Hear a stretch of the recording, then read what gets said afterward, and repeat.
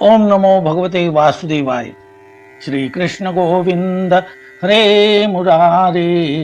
हे नाथ नारायण वासुदेव प्रद्युम्न दामोदर विश्वनाथ मुकुंद माधव भगवन नमस्ते. भगवान श्री गोपाल कृष्ण महाराज की जय. पार्वती पते हर हर महादेव. सीताकांत स्मरण जय जय राम. गंगा माता की जय. संत सज्जन हो, आपण मागच्या भागामध्ये जो निसर्ग वर्णन केलेलं होतं शरद ऋतूमधलं, त्या शरद ऋतूचं वर्णन आणि त्या वृंदावन गोवर्धनाच्या परिसरामध्ये भगवंताने जो विहार केला होता त्या विहाराविषयी आपण थोडक्यात तो परिचय करून घेतला. निसर्गाशी एकरूप व्हा. निसर्ग आपल्याला भरभरून देतो. निसर्ग हा आपल्याला अनेक गोष्टी शिकवतो. परोपकारार्थ जीवन कसं असावं याचा सर्व उपदेश आणि याचं सर्व शिक्षण आपल्याला निसर्गाकडून मिळतं. वृक्षांचं माध्यम असेल, नद्यांचं माध्यम असेल, गायी असतील, पर्वत असतील, तृण असेल, गवत असेल, पशु पक्षी जे काही आहेत ते आपल्याला एक प्रकारचं गुरुपदेशच करीत असतात आणि आपलं लक्ष त्या विषयाकडे वेधावं म्हणून भागवतकारांनीही त्याचं वर्णन भागवतामध्ये केलेलं आहे. आता भागवताच्या दशम स्कंदामधील 23व्या अध्यायामध्ये एक वेगळी कथा आहे. भक्ती आणि भाव या आपल्या दोन विषयाला, मानसिक हे जे काही भाव आहेत याला कृतीची जर जोड असेल तर ती कृती भगवंताप्रत नेण्याला आपल्याला सहाय्य होऊ शकते. शुष्क भक्ती, शुष्क कृती याला काही अर्थ नसतो. याचा संदेश या 23व्या अध्यायामधून आपल्याला मिळणार आहे. एकदा असं झालं, मथुरेमध्ये ब्राह्मण वृंदांनी स्वर्गप्राप्तीच्या इच्छेने एक यज्ञ सुरू केला होता. यज्ञ अंगिरस नावाचा तो यज्ञ होता. मथुरेमध्ये सर्व यज्ञाचा थाटमाट चालला होता. सर्व प्रकारची तयारी होती. सर्व व्यवस्था करण्यात आलेली होती. अनेक विद्वान ब्राह्मण त्या ठिकाणी उपस्थित होते. सर्व प्रकारची जी भांडी असायला हवी आहेत, मग ती लाकडाची असतील, सुवर्ण असतील, लोहाची असतील, तांब्याची असतील, अशा प्रकारची जी काही आवश्यक ती साधन सामग्री हवी असते ती सर्व त्या ठिकाणी जमा करण्यात आली, जुळवण्यात आली. यथायोग्य नियोजन, आयोजन आणि प्रयोजन या सर्व गोष्टींचा त्या ठिकाणी विचार करून तो यज्ञ समारंभ सुरू झाला. आणि याच सुमारामध्ये वृंदावनामध्ये कृष्णाचे जे सवंगडी आहेत, गोपबाल, ह्यांना भूक लागली होती. ते भूकेने व्याकुळ झाले होते आणि त्यांनी भगवान श्रीकृष्णांना आणि बलरामांना विनंती केली, राम राम महावीर्य कृष्ण दुष्ट निबर्हण येषा वै बाधते क्षण तच्छांती कर्तुमर्हत. त्यांनी सांगितलं, अहो बलराम, अहो श्रीकृष्णा, आम्हाला खूपच भूक लागली आहे. काहीतरी करून आमच्या भोजनाची व्यवस्था झाली पाहिजे. काय करावं? बालक होते, लहान होते. भगवान त्यांना सांगतायत, तुम्ही असं करा, मथुरेत जा, जवळचा भाग आहे, काही फार लांब नाही. ते ब्राह्मण त्या ठिकाणी यज्ञ करीत आहे. अंगिरस नावाचा यज्ञ आहे आणि त्यांच्याजवळ जाऊन तुम्ही त्यांना माझं नाव आणि बलरामाचं नाव सांगा. आणि त्यांच्याकडून काही पोटापुरतं अन्न मागून घ्या, ते देतील आणि ते तुम्ही घेऊन या. तो अंगिरस नावाचा हा यज्ञ असल्यामुळे ते आपल्याला यज्ञामध्ये जो कोणी येईल मागायला याचक, त्याला नाही म्हणणार नाही. भगवंताची सूचना गोपबालक त्या मथुरेत गेले. ते गोपबाल यज्ञस्थानी पोहोचले. त्यांनी ब्राह्मणांना साष्टांग नमस्कार केला आणि म्हणाले, ब्राह्मण देवतो हो, बंदऊ प्रथम महिषूर चरणा. सर्वप्रथम ब्राह्मणांना नमस्कार केला आणि विनंती केली की हे भूदेवांनो, कृष्णाला, बलरामाला आणि आम्हा सर्वांना गाई चारता चारता फार भूक लागलेली आहे आणि त्यांचा निरोप घेऊन आम्ही तुमच्याकडे आलेलो आहोत. तेव्हा त्यांनी आम्हाला तुमच्याकडे पाठवलं, तरी कृपा करून आमची भूक भागेल एवढं अन्न आम्हाला द्या. थोडा भात द्या, चपात्या द्या, कालवण असेल तर ते द्या. या यज्ञातलं जे काही थोडं अन्न असेल ते द्या.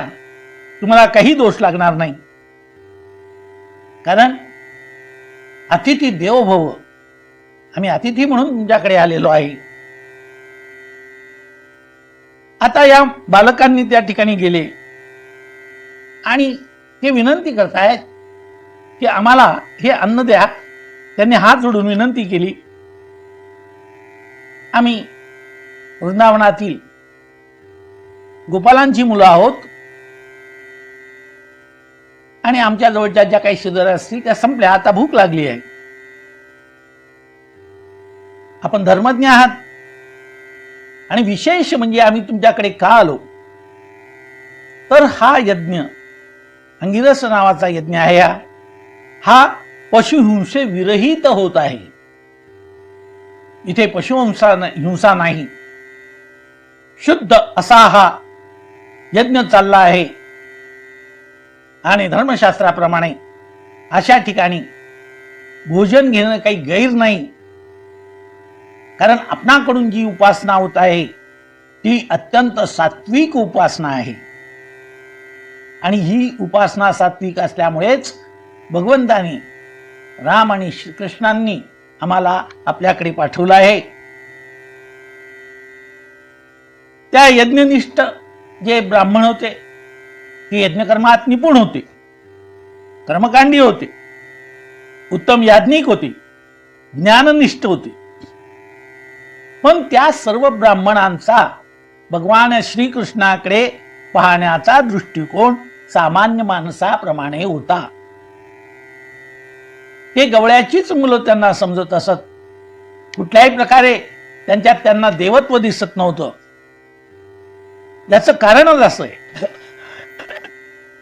हे जे ज्ञान असावं लागतं. भगवंता स्वतः 9व्या अध्यायामध्ये 11, 12 आणि 13 या श्लोकांमध्ये त्यांनी विवरण केलेलं आहे.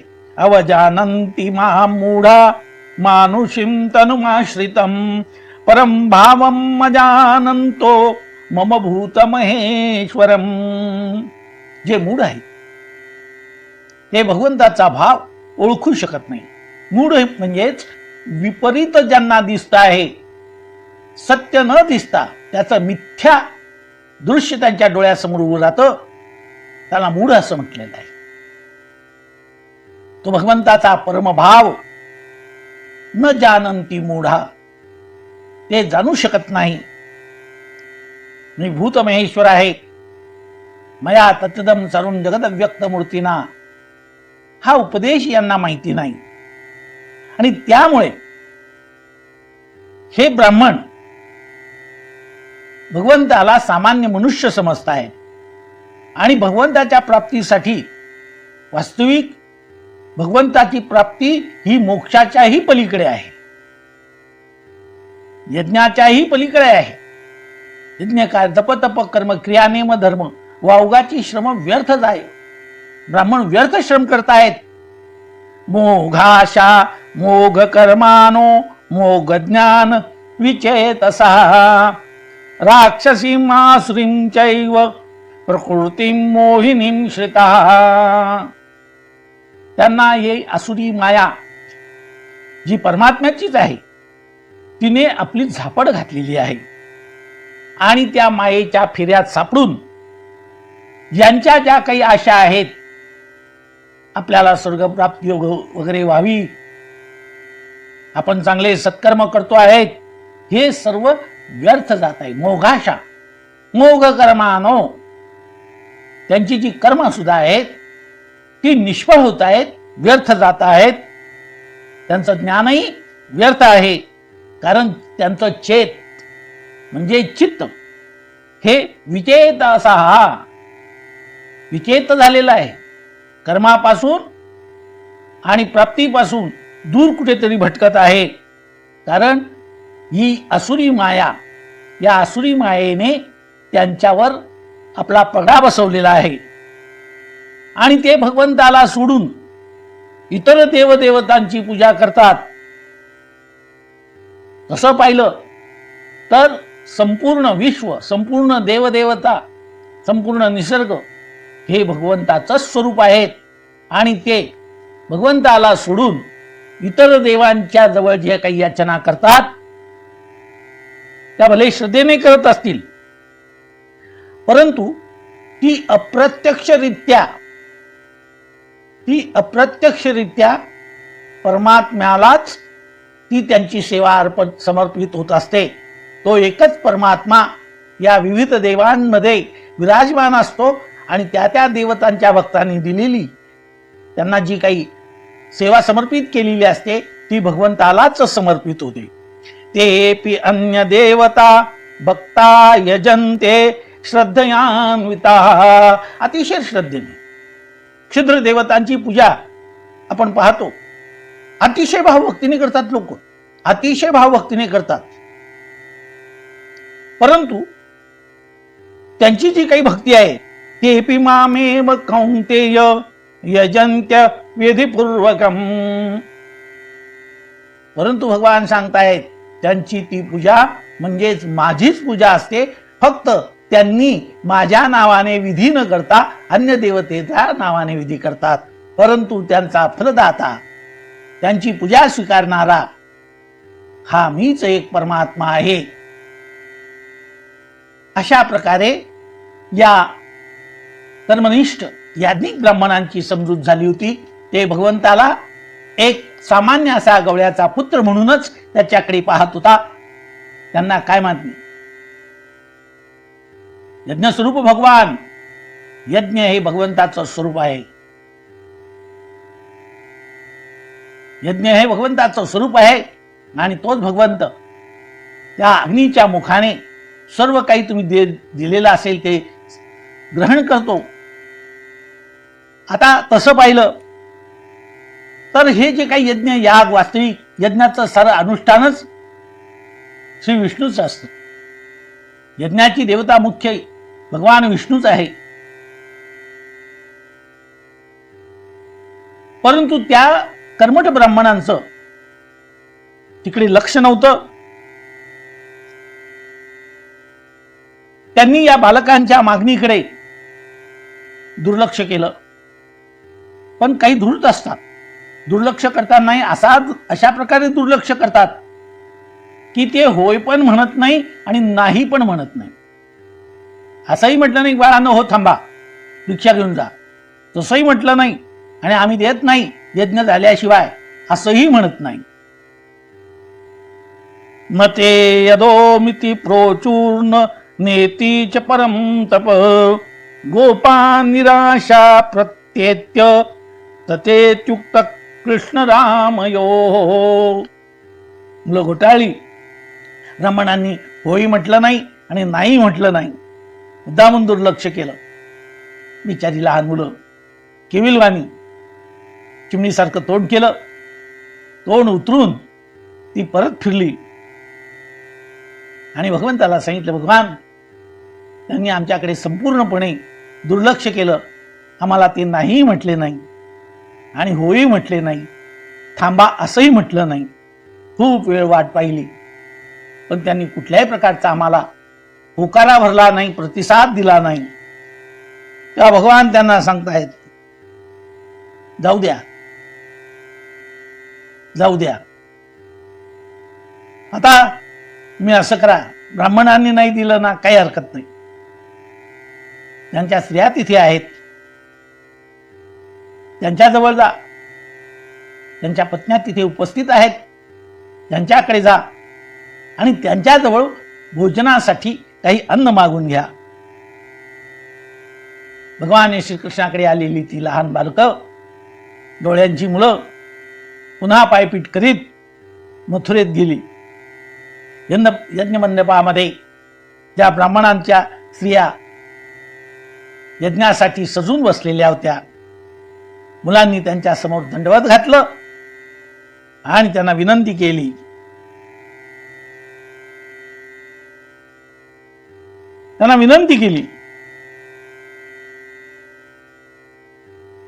की मातांनो, आम्ही गवळीयांची पोरं आहोत. गवळीयांची पोरे काय ताक पिरे चांगली. आम्ही गवळ्यांची गरिबांची पोरं आहोत आणि भगवान गोपाल कृष्ण आणि बलराम आणि आम्ही सर्व सवंगडी गाई गुरांना घेऊन या वृंदावनात आलेलो आहे. ते आता वृंदावनामध्ये त्या आमच्या गाई सांभाळत आहेत. सर्वजणांना भूक लागलेली आहे. मातांनो, त्यांनीच आम्हाला पाठवलं. आम्हाला थोडंफार काही जे असेल अन्न ते द्या. आम्ही ते अन्न घेऊ आणि भगवान श्रीकृष्ण आणि भगवान श्री बलराम यांच्याकडे जाऊ. त्या बालकांची ही विनंती त्या स्त्रियांनी ऐकली. ब्राह्मण स्त्रियांनी गोप बालकांची विनंती ऐकल्यानंतर त्यांना अंतःकरणामध्ये त्यांचं प्रेम दाटून आलं. त्यांची भगवान श्रीकृष्णावर अत्यंतिक श्रद्धा होती, भक्ती होती. त्यांना अत्यानंद झाला.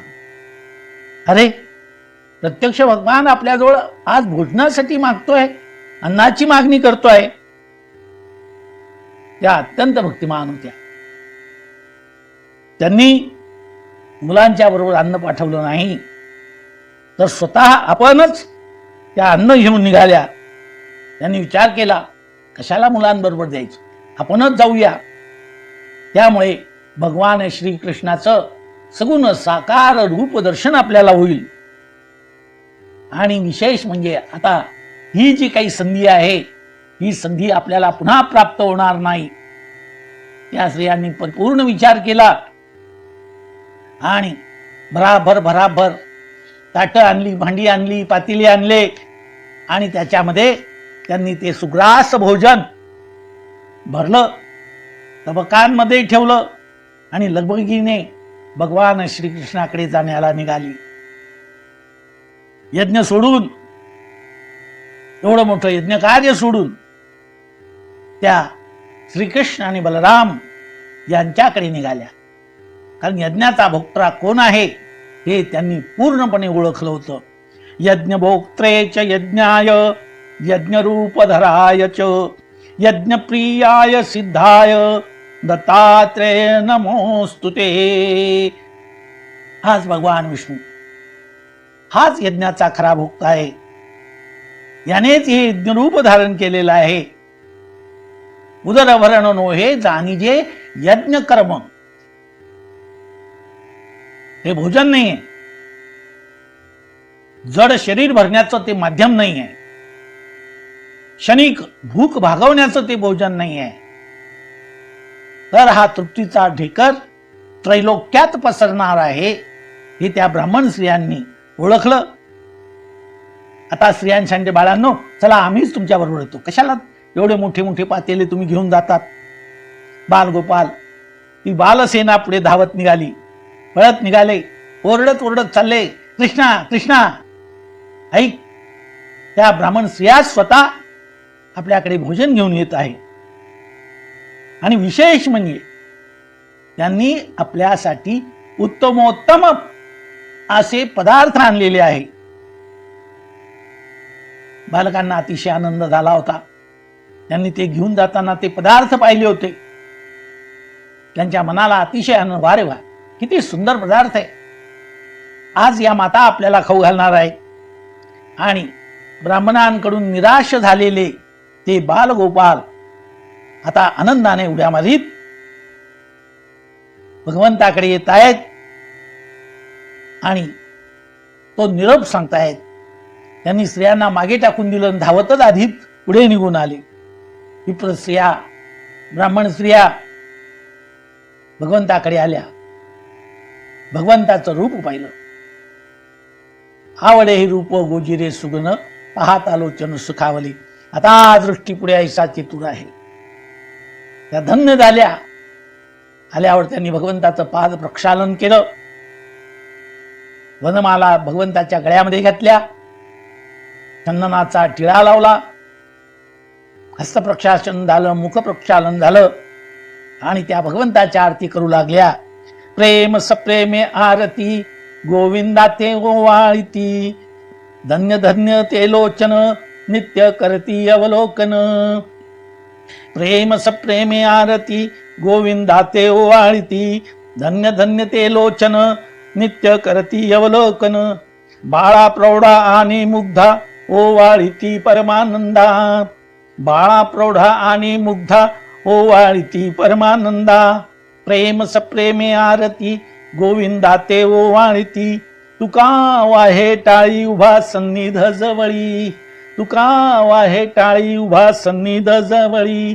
प्रेम सप्रेमे आरती गोविंदा ते ओवाळती, धन्य धन्य ते लोचन नित्य करती अवलोकन. भगवंताची आरती झाली. मुग्ध झाल्या, तन्मय झाल्या. आता दृष्टीपुढे ऐसा चेतुर आहे. भगवंता एक क्षणभर हे रूप आमच्या दृष्टीसमोरून, नेत्रासमोरून हटवू नकोस अशी मनोमन प्रार्थना करतायत. सगळ्यांनी ताटं उघडली. कृष्णा, बलरामा, तुम्ही साक्षात परब्रह्म आहात. आता ही आमची सेवा स्वीकारा. त्वमेव प्रत्यक्षं ब्रह्मासि, त्वमेव केवलं कर्तासि, त्वमेव केवलं धर्तासि, त्वमेव सर्व खल्विदं ब्रह्मासि. जे दिसत आहे ते आणि जे दिसत नाही, चक्षु ज्यांना पाहू शकत नाही, असं स्वरूप भगवंता तुमचं आहे. भगवंता ही आमची सेवा स्वीकारा. त्या भगवंताचा जो वेश, भगवंताचं स्वरूप, तो गोपाल वेश त्या पाहतच राहिल्या. आतापर्यंत त्यांनी भगवंताच्या रूपाबद्दल श्रुत्वा गुणानपी, ज्याचं पुढे आपण रुक्मिणी मातेने ज्या स्वयंपत्रामध्ये जे लिखाण केलेलं आहे त्याचा नंतर उहापोह घेणार आहे. रुक्मिणीने भगवंताचं रूप पाहिलं आणि त्या रूपाच्या वर्णनाने ती मोहित झाली होती. तशा या ब्राह्मण स्त्रिया सांगतायत की भगवंता, आम्ही फक्त तुझं वर्णन ऐकलं होतं रे, आता ते रूप प्रत्यक्ष आम्ही पाहतोय. समागत तिष्ठन्तमानंद कंदम परब्रह्मलिंगम भजे पांडुरंगम. तो हा विटेवरी उभा, वेद जया लागी नित्य वाखानिती, ते ही उभी मूर्ती विटेवरी. ही प्रत्यक्ष आम्ही पाहतो. सावळी कांती भगवंताची, पितांबर धारण केलेला, वरती शिला बांधलेला, मोर पिसांचा सुंदरसा मुकुट, कंठामध्ये वनमाला आहेत. त्या सुंदर अशा शोभणाऱ्या वनमाला भगवंताच्या गळ्यामध्ये रुळून राहिल्या आहेत. फुले कानावर गुच्छ लावलेली आहेत, कनेराच्या फुलांचे गुच्छ लावलेली आहेत. भगवान एका हातामध्ये कमल पुष्प घेऊन ते गरागरासे अशा पद्धतीने फिरवतो आहे आणि एक हात जे जवळ बसलेले आपले गोपाल होते, मित्र होते, सखी होते, सवंगडी होते, प्राण की जीव होते, त्यांच्या खांद्यावर ठेवलेला आहे भगवंताने. अत्यंत कृपेने तो हात त्यांनी त्या बालगोपालांच्या खांद्यावर ठेवला आहे. खांद्यावर काळी काळीशार काळीभोर घोंगडी, हातामध्ये डोक्यापेक्षाही उंच अशी असलेली मोठी दांडगी अशी काठी, कमरेला पावा खोसलेला, पहा या भगवंताचं स्वरूप आपल्या नजरेसमोर आणा. कपाळावर भगवंताचे काळे भोर घुंगूरवाले कुरळे असे ते कुंडल, ते केस, सुंदर भगवंताची रेखीव अशा त्या भुवया, नेत्र. अरे या नेत्राच्या कटाक्षासाठी मोठमोठे योगी अनंत जन्म फिरत असतात. योगी या दुर्लभ तो म्या देखील असा जन्म. तो योगी आजचा दुर्लभ या स्त्रिया पाहत होत्या आणि तो दुर्लभ असा भगवान या स्त्रियांकडे पाहत होता. या स्त्रियांचे अनेक डोळे तर भगवंताचे दोनच डोळे या सर्वांना प्रेमाश्रूने कृपादृष्टीने पाहत होते. जे 2 आखे 12 हात, हे 2 आखे 12 नाही तर 1200 हात असतील त्या ठिकाणी. ते सर्वच्या सर्व भगवंताला न्याहाळत होते आणि नेत्र म्हणजे आनंदाचे सागर होते. आनंदाचा अथांग समुद्र, अत्यंत अगाध असं चैतन्य सर्वकडे पसरलेलं, शांत आकर्षक अशी ती भगवंताची मूर्ती. त्याला कशाचीही उपमा देता येत नाही. ते रूप पाहता पाहता विप्रांच्या स्त्रिया त्यांचं भान हरपलं. त्यांनी ते यज्ञ सिद्ध अन्न प्रत्यक्ष भगवंतासमोर भगवंताला अर्पण केलं. भोजनाच्या त्या बालगोपालांच्या पंक्ती बसवण्यात आल्या. ते कशाचे हात धुतात आणि पाय धुतात. औपचारिकपणा काही नाही, कारण नित्याय शुद्धाय दिगंबराय, ते नित्यशुद्ध होते. त्यांच्या हाताला घाण नाही, काही नाही. अत्यंत शुद्ध हस्त, यज्ञस्वरूप भगवान. आणि ते जे बालक तेही स्वर्गीच्याच देवता होत्या. काही स्त्रिया भोजन वाढताना कसं वाढलं पाहिजे याचं हे उदाहरण आहे. आपण नंतर त्याचा उहापोह करणार आहे. अशी बसा रे बाळांनो, बसा. रांगेने सगळ्यांना गोलाकार बसवलं, सुंदरस असं मोठं वर्तुळ. काही स्त्रिया पटापट पटापट उठल्या, काही हुशार होत्या. नुसतं भगवंताला अन्न देण्यासाठी त्या गेलेल्या नव्हत्या. त्यांनी त्यांच्याबरोबर रांगोळ्याही आणल्या होत्या. रांगोळ्याची भुक्की आणलेली होती. त्यांनी सुंदर अशा त्या बालकांच्या समोर अशा गोलाकार अर्धवर्तुळाकार अशा रांगोळ्या काढल्या. त्याला दुहेरी अशी मखर काढली, त्याच्यात रंग भरले. अत्यंत मनमोहक आकाशातले सप्तरंग इंद्रधनुष्याचे त्यांनी घेतले आणि ते रंग त्या रांगोळ्यांमध्ये भरले. केळीच्या सुंदर पानाचे द्रोणावळी, पानं सुंदर मांडली, द्रोण सुंदर मांडले आणि पदार्थ त्या पंक्तीवर अतिशय रेखीव आणि सुंदर पद्धतीने मांडून ठेवले. कसेही कुठेही कसेही पदार्थ मांडले जात नाही, त्याचंही एक शास्त्र आहे. पदार्थ कसे मांडायचे, वाढताना कसं ठेवायचं, वाढत असतानाच त्या यजमानाचं उदर भरून जात असे, पोट भरून जात असे. आधी भरतं मन आणि मग भरतं पोट. काही वेळेस अन्न पाहूनच वाटतं की खाल्लं पाहिजे, आणि काही वेळेस अन्न पाहिल्यावरच वाटतं नको आता आहे. मग तो काही सांगेल माझं पोट दुखतंय, आज डोकं दुखतंय, याचा अर्थ त्याला खायची इच्छा नाही. कारण त्याचा आत्मारामच सांगतोय की हे अन्न प्रेमपूर्वक वाढलेलं नाही. आणि तो पंक्तीचा थाट त्या ठिकाणी सुरू झाला. थाट माट बहुपाट शिशाचे, थाट माट बहुपाट शिशाचे, सुगंध सुटले उद्बत्तीचे.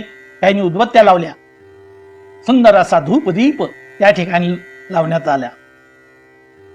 थाट माट बहुपाट शिशाचे, सुगंध सुटले उद्बत्तीचे, पान केळीचे द्रोण केळीचे, पान केळीचे द्रोण केळीचे, शुभ्र पांढऱ्या लवणाजवळी, शुभ्र पांढऱ्या लवणाजवळी. मीठ आधी वाढलं जातं, पांढरं शुभ्र मीठ. विराजली ती लिंबू पिवळी, विराजली ती लिंबू पिवळी. त्या मिठाजवळ सुंदरशा अशा पिवळ्या रंगाच्या, सोनेरी रंगाच्या अशा लिंबूच्या पोळी ठेवलेल्या होत्या.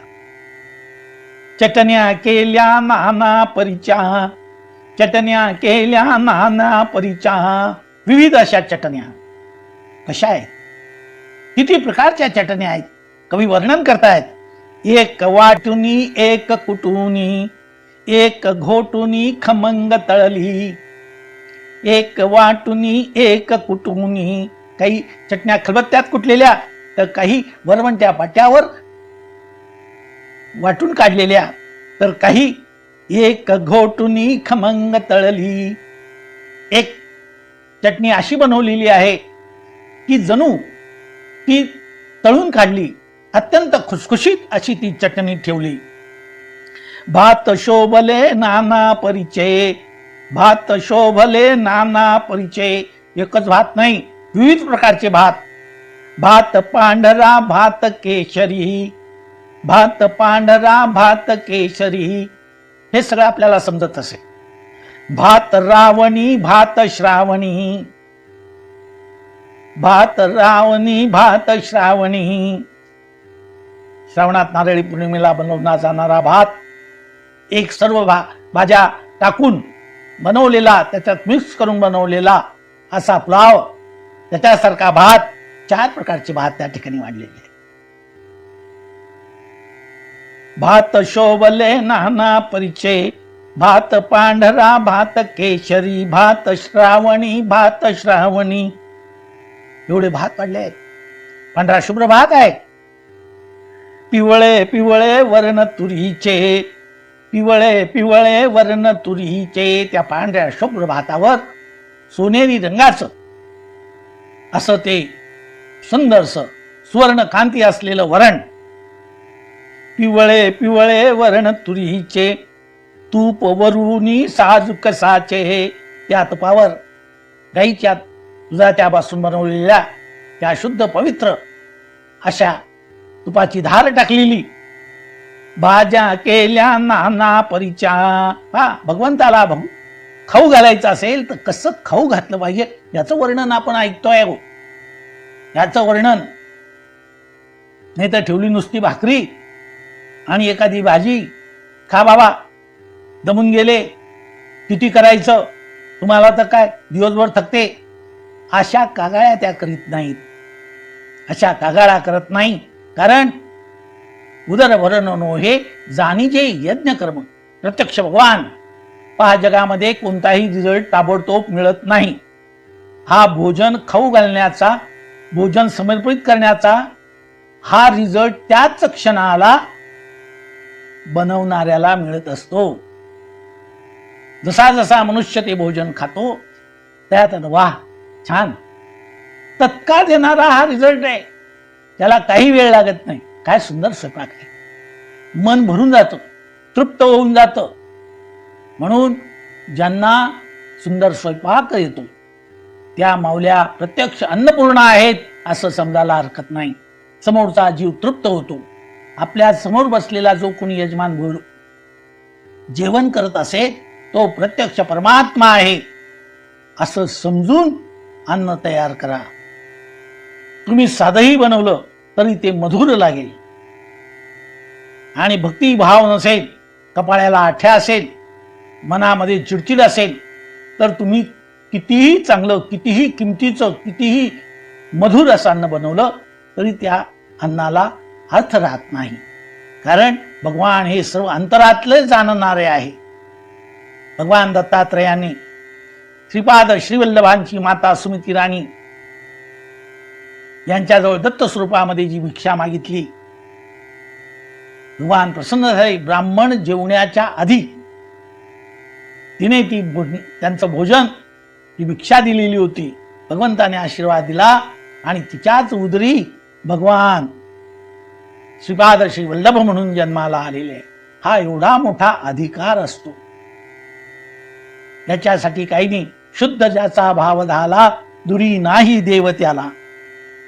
भाज्या केल्या नाना परीच्या, घोसळ कारली वांगी मिरच्या, चवळी भेंडी मेत कुटते. हा वर्णन कसं आहे.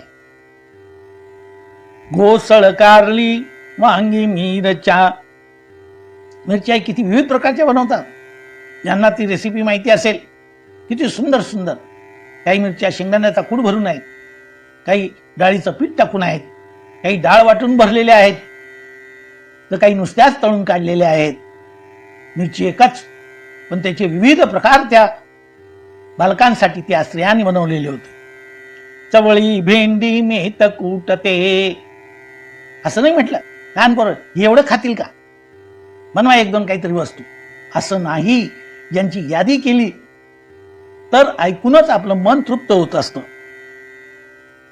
कैरीचे ते गोड लोणचे. कैरीचे विविध प्रकारचे लोणचे आहेत.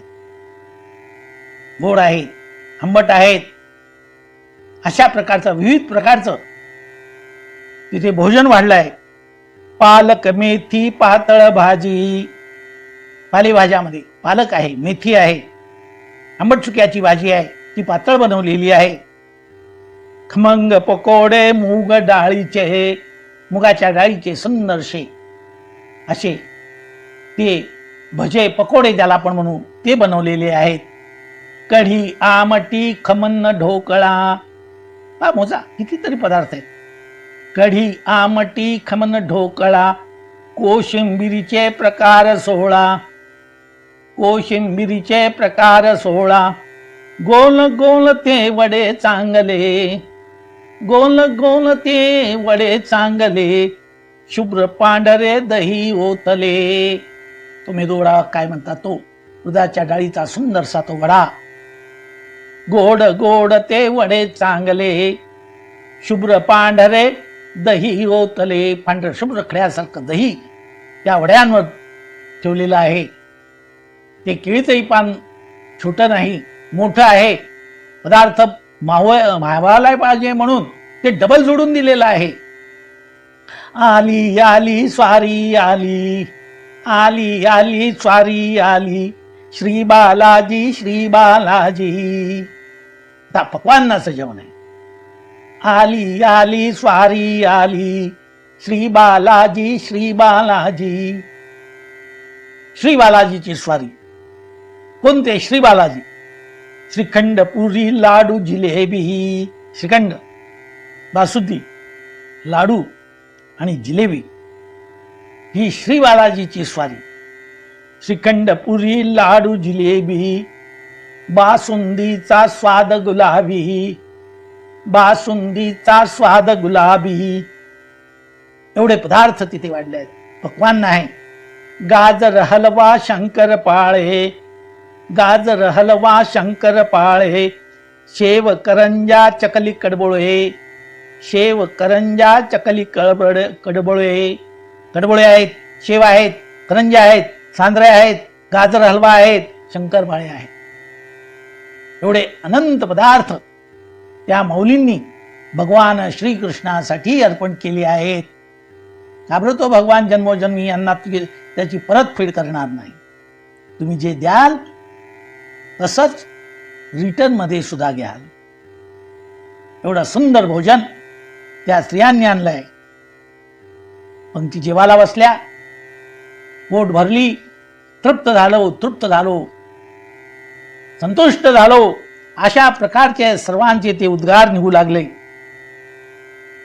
हा प्रसन्न आणि आनंदमय सोहळा कितीतरी वेळ चालत होता. भगवान आणि ते बालगोपाल भोजन करीत होते आणि त्या स्त्रिया आपल्या मुखाने या भगवंतासहित त्याच्या रूपाचं भोजन करीत होते. खाऊन खाऊन तट्ट फुगले. ते गोपाल बालता, अरे बापरे, प्रत्येक जण असं आपलं पोट उघडं करून दाखवतो. पण माझं पोट केवढं भरलं, किती तट्ट फुगलेलं आहे पहा. आणि मुदाम पोटाचा आकार वाढवून ते एकमेकाला दाखवत होते. खाऊन खाऊन पोट तट्ट फुगले, खाऊन खाऊन तट्ट फुगले. आणि मग जेवणाची परिपूर्ती ज्याच्यामुळे होते त्याचीही व्यवस्था त्या ब्राह्मण स्त्रियांनी केलेली होती. बनारसी मग पान चघळले, बनारसी मग पान चघळले. आता मला सांगा, एवढा सुख सोहळा पाहिल्यानंतर आपली पण इच्छा होईल की भगवंता तुझं जे काही राहिलेलं शेष घेईन आवडी, अरे आम्हालाही त्याचा स्वाद दे. आम्हीही तो हा सुख सोहळा स्वर्गी नाही खाऊ उच्चिष्टाचे भोजन. आम्हालाही तो सोहळा पाहू दे, मनाने त्याचा आस्वाद घेऊ दे. ऐकून ऐकून इच्छा झाली, ऐकून ऐकून इच्छा झाली. भोजनाला चला मंडळी, भोजनाला चला मंडळी. थाट माट बहुपाट शिशाचे, सुगंध सुटले उदबत्तीचे. थाट माट बहुपाट शिशाचे, सुगंध सुटले उदबत्तीचे. अशा प्रकारचा भोजन सोहळा त्या ठिकाणी चाललाय. प्रसन्न असा आनंद सोहळा त्या ब्राह्मण स्त्रिया आपल्या नेत्राच्या द्वारे हा सर्व भक्तिमय रस, कृपामय रस प्राशन करीत आहेत. ब्राह्मण स्त्रिया घरी जायला तयार होत नव्हता. कन्या परतून या पाहे, ठीक आहे, त्यांची इच्छा नव्हती. जो एकदा देवाजवळ गेला तो कशाला परत या संसाराची अपेक्षा करेल. देवाज्ञा म्हणजे देवाज्ञा, देवाज्ञा म्हणजे देवाज्ञा. तिथून परत फिरणे शक्य नसतं. भगवान श्रीकृष्णांनी या स्त्रियांची समजूत घातली, त्यांना ज्ञानदृष्टी दिली की मातांनो जा तुम्ही घरी जा, मी तृप्त झालोय, मी संतुष्ट झालोय. मीच नाही तर माझ्या बरोबरचे सर्वच्या सर्व हे संतुष्ट झालेले आहेत. आणि तुम्हाला वाटत असेल की आपले पती आपल्यावर रागावतील, त्यांची आज्ञा न घेता तुम्ही इथे आलेले आहात, पण लक्षात ठेवा ते ब्राह्मण तुमच्यावर रागवणार नाही, उलट प्रसन्न होऊन तुम्हाला धन्यवाद देतील. ज्ञानेश्वरीत एक उल्लेख केलेला आहे, एखादा मनुष्य रागाच्या संतापाच्या घरात घरदार सोडून एका वाटेला लागला आणि ती वाट द्वारकेला जायला निघालेली असली तर सांगा त्याला पुण्याचाच लाभ होतो, असं वर्णन ज्ञानेश्वरीमध्ये केलेलं आहे. त्या स्त्रिया अत्यंत भाविकतेने त्यांचं हृदय भरून आलं. नाही रे कृष्णा, तुला सोडून नाही जाता येत आम्हाला, असं वाटतं इथेच राहावं, इथेच तुझ्याजवळ वास करावा. अखंड असावे ऐसे वाटते पायी, ठावोनी संकोच ठाव थोडासा दे. खंडित तुझ्या चरणाची आम्हाला सेवा, तुझे द्वारीचा कुतरा नको मोकालू दातारा. हे भगवंता आम्हाला आखलू नकोस, आम्हाला आखलू नकोस, राहू दे तुझ्या दारात पडून राहू. भगवान म्हणतात की असं नका, जा, तुम्ही गृहस्थाश्रमी आहात. गृहस्थाश्रमात मध्ये जसं पुरुषाचं महत्व असतं तसं स्त्रियांचं सुद्धा महत्व असतं. स्त्रिया त्या ब्राह्मणांच्या अर्धांगिनी असतात. ब्राह्मण स्त्रियांनो, आपल्या पतींना धर्म कार्यामध्ये सहकार्य करा, तुम्हीही त्या पुण्यफलाचे भागीदार होणार आहात. त्यांना भगवंतांनी समजूत काढली, तुम्ही आपलं कर्तव्य सोडू नका, कर्तव्यापासून डळू नका. त्या घरी परतल्या, मागे वळून वळून भगवंताकडे पाहत आहेत. घरी आल्यानंतर ते यज्ञकर्ते जे ब्राह्मण होते त्यांनी त्या स्त्रियांचं जे तेज पाहिलं, दिव्य तेज पाहिलं, त्यांनी त्यांचा अपमान केला नाही,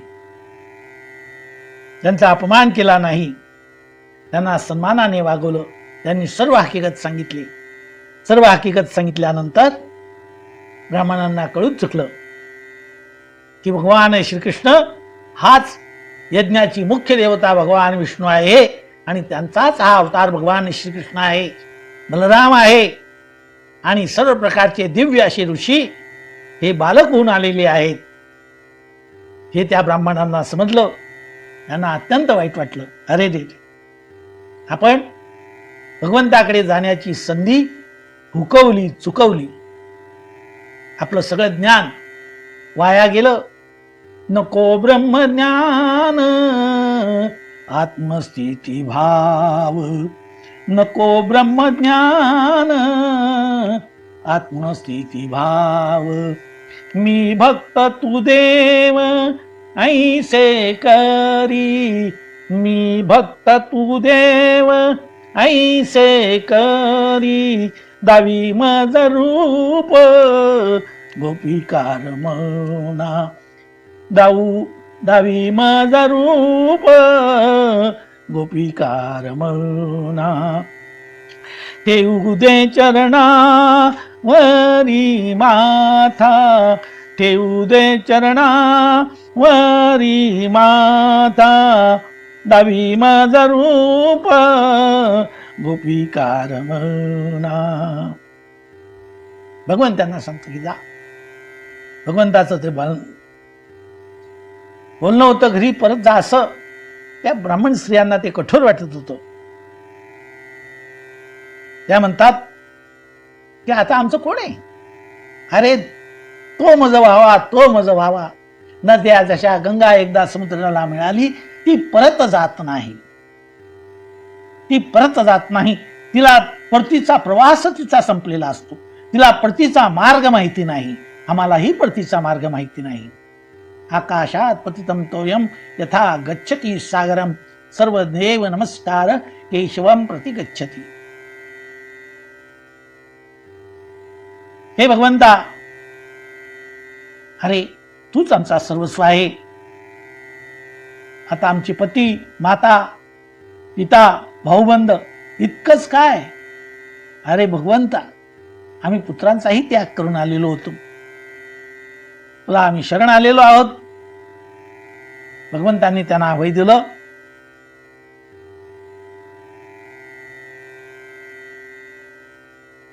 की ह्या स्त्रियांनो, या ब्राह्मण मातांनो, एक लक्षात घ्या. तुम्ही जे माझ्याकडे ज्या दृष्टीने पाहताय, तुमचं लक्ष माझ्या देहापुरतच मर्यादित आहे. पण मला फक्त या देहापुरता मर्यादित मानू नका. केवळ माझ्या देहाचा सहवास हाच काही माझ्या प्रेमाला कारणीभूत आहे असं समजू नका. निष्काम भावनेने माझ्या ठिकाणी दृढ भक्ती धरा. त्यामुळे माझी तुम्हाला प्राप्ती होईल. त्या स्त्रिया मोठ्या जड अंतःकरणाने परतल्या. यज्ञकर्ता जे ब्राह्मण होते त्यांना भगवान जगदीश्वराची महती पटली. त्यांना अनुताप झाला. आपण स्वतःच भगवंताकडे विमुख झालो. त्यामुळे आपला जन्म आणि आपण आतापर्यंत केलेली जी काही गायत्री उपासना होती, केलेलं अनुष्ठान होतं, वेदाध्ययन होतं, आमची विद्वत्ता होती, या सर्वांचा धिक्कार असो.